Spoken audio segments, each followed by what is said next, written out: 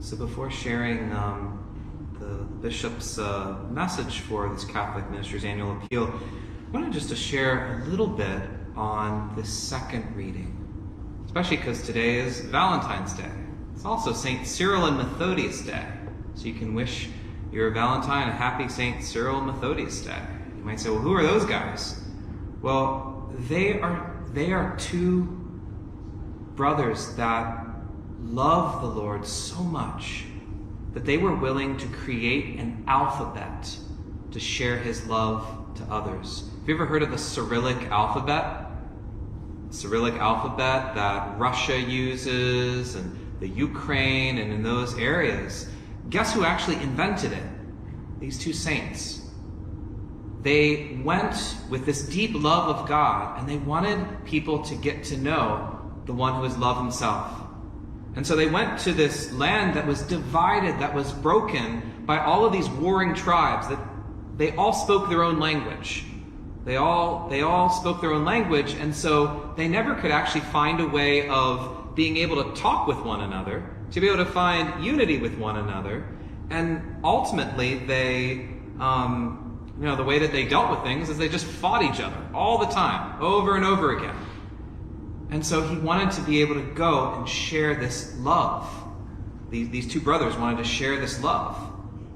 And they went, they spent time, and they got to learn how their voices sound, their different languages, and they started to find a commonality, and they created an alphabet. I mean, how cool is that? Like, think about our ABCs, we take that for granted. These guys created something totally different that's not anything like our ABCs, in order for the people to learn how to talk with one another, how to be able to share with one another, how to build community with one another, and ultimately, how to hear the message that God loves them. And God has great things for them, because they weren't able to hear that message. They didn't know that message because they didn't have the language in order to be able to hear it. Do you see how it's beautiful that they're on this day of St. Valentine's Day with this love that made them go great lengths to share God loves you with the people that couldn't hear it. Now, in the first letter of St. Paul to the Corinthians, St. Paul is dealing with a group, this Church of Corinth, that also is broken. They're divided. They're warring factions, very much like what St. Cyril and Methodius was dealing with. It was a church in which they would follow different preachers. They'd say, well, I'm on his side. I'm on his side. I'm on his side. And then in the midst of their mass, they would actually be looking at each other from one side to the other and being like, oh, it's that family over there. Losers, the W or the L or whatever. That's what they were doing. They were looking at each other in this way. And St. Paul comes in and is just like, guys, Christ called us to love one another.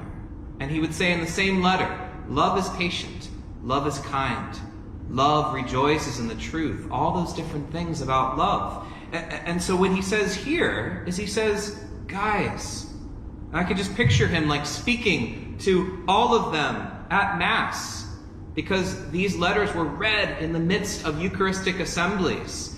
And you'd have one group on this side. It's like what's the groups, like the Sharks and the Jets from West Side Story? It was kind of like they were on either side, going da-da-da, and then kind of come in and sit on their side, and they'd be looking at each other.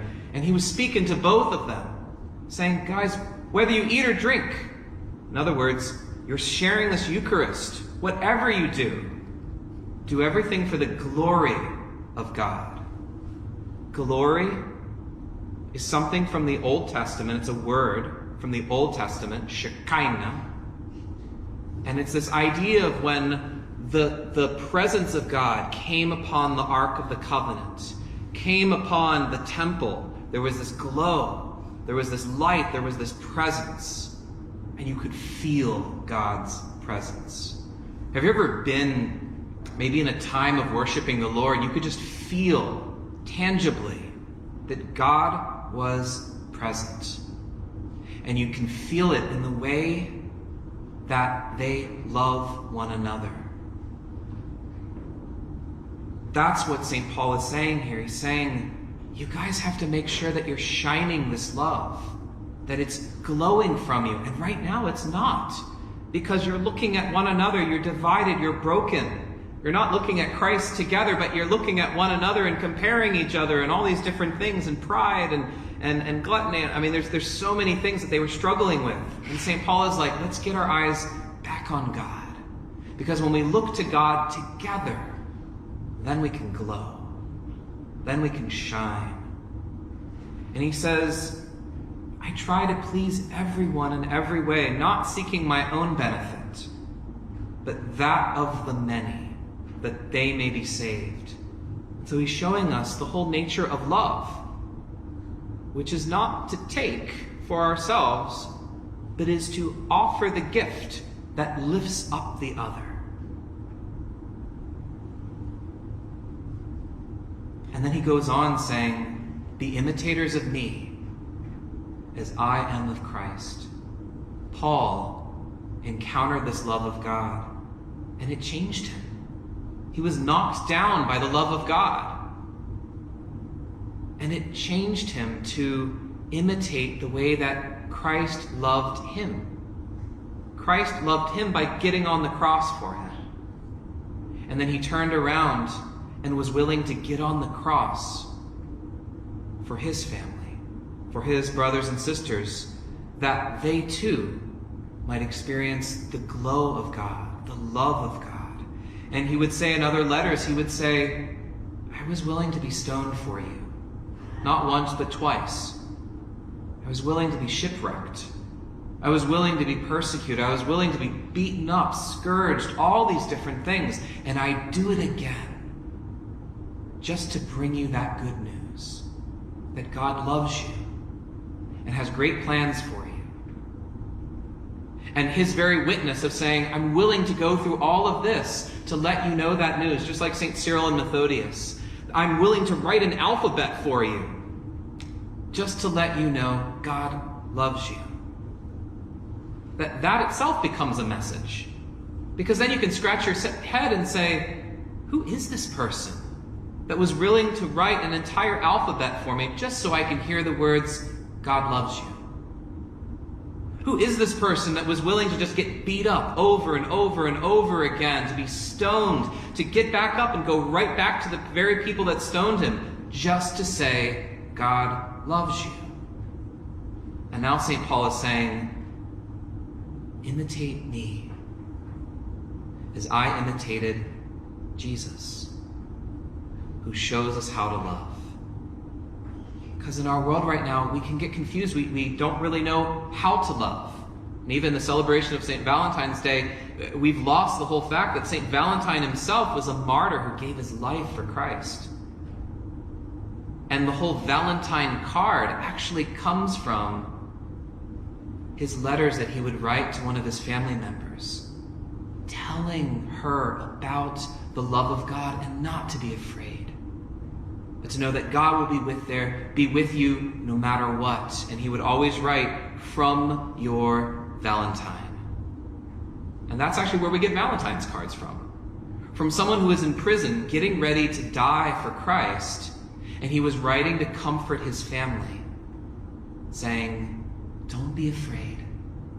Christ has swallowed up death, and so there is nothing to be afraid of. I was just reading last night as I'm studying the book of Isaiah, and in this part where it talks about God swallowing up death forever, there's this saint, St. Cyril of Alexandria, different Cyril, but he says these words. He says, when death gets a hold of us, we become a dead thing. But when life gets a hold of us, it flushes out the death, and we breathe again. Jesus Christ wants to touch you in your leprosy, whatever it is, whatever the dying part is, that has somehow got a hold of you and is sucking out the life. The Eucharist wants to touch your soul to kick out the vampire and to allow you to breathe afresh. That's the good news. St. Paul was willing to die for it. St. Cyril and St. Methodius were willing to write an alphabet to share it with.